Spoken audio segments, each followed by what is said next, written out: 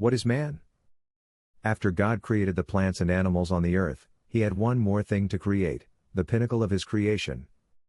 So God created man in his own image, in the image of God he created him, male and female he created them. And God blessed them. And God said to them, Be fruitful and multiply and fill the earth and subdue it and have dominion over the fish of the sea and over the birds of the heavens and over every living thing that moves on the earth. Genesis 1:27-28. God did not create us because he was lacking or needing anything. He wasn't lonely, nor did he need someone or something to bring him praise or give him glory. But he still chose to create us, and we do bring him glory. In Isaiah 43:7, God says, Everyone who is called by my name broken bar I created for my glory.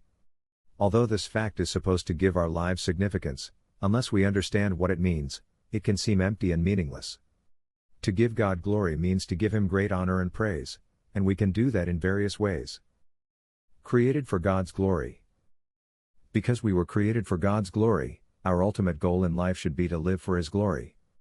Giving God glory will give our lives purpose and meaning, it will give us the joy in our life that we all long for. Giving God glory is part of the life Jesus spoke of when he said, I came that they may have life and have it abundantly. John 10:10. One of the ways we glorify God is by enjoying him. As David says, In your presence there is fullness of joy, at your right hand are pleasures forevermore. Psalm 16:11. Fullness of joy is found in knowing God and delighting in him. When we do this, we give him the glory that he desires and that we long to give to him. In the midst of this, we find God rejoicing over us with gladness and exulting over us with loud singing. Zephaniah 3:17. Created in God's image. If all the Bible told us about ourselves is that we were created for God's glory, this would be a wonderful thing, but it wouldn't really distinguish us much from the rest of creation.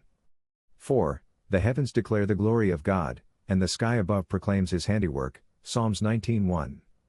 Part of our uniqueness, however, comes from the fact that we are the only part of God's creation made in the image of God. Genesis 1:27. As creatures made in God's image, we were made to be like him.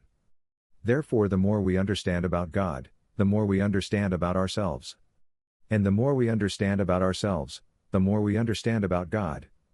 For example, we are moral creatures, created with an innate sense of right and wrong. This is a reflection of God's perfect sense of right and wrong.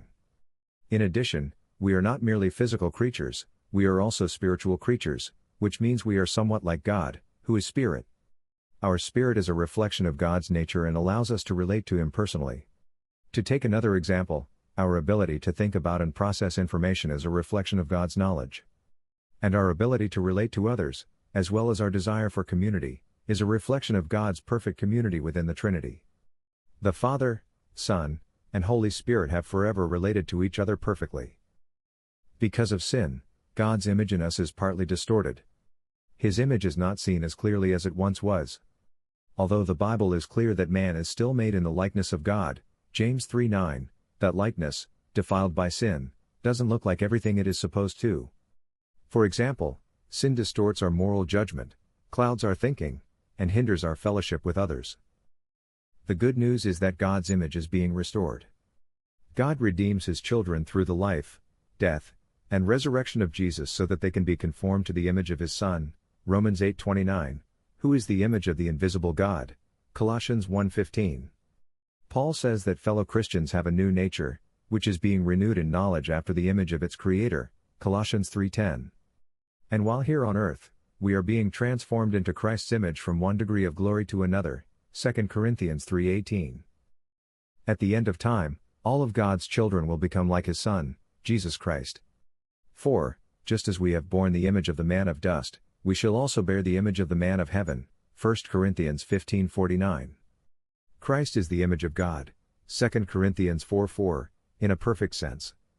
In Jesus we see God's likeness as it was intended to be. And because of Jesus, we will eventually be changed to reflect God's image as we were intended to do. Responsibilities as creatures in God's image. As creatures made in God's image, we were also made to be his representatives on the earth. Much like a king who places images, through statues and pictures, for example, of himself around his kingdom to show where he rules, God has, through us, placed images of himself across his world. This is why he commanded Adam and Eve to be fruitful and multiply and fill the earth, Genesis 1:28. When they replicated God's image across the earth, they demonstrated all the places where God rules and reigns. And since the earth is the Lord's and the fullness thereof, Psalms 24:1, God desires that his image fill the earth, Genesis 1:28. When we fill the earth with God's image, we demonstrate all the places where he reigns and rules and bring him the glory he desires and deserves. As God's representatives on the earth, we are also called to take care of his land. When God commanded Adam and Eve to subdue the earth and have dominion over every living thing that moves on the earth, Genesis 1:28, he did so as a king telling his representatives to care for his kingdom in a way that honored him. Therefore, although we are free to take from the abundance of God's earth, we are to do so in a way that demonstrates care for it and respect for its creator. And when we take the opportunity to make improvements to the world we live in, we are bringing God the glory he deserves by making his world look more like he designed it to look.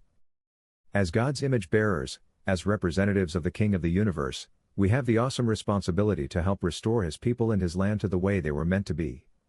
We get the opportunity to work alongside the King who is making all things new, Revelation 21:5. Therefore, we have great hope and respect for all people, regardless of their state.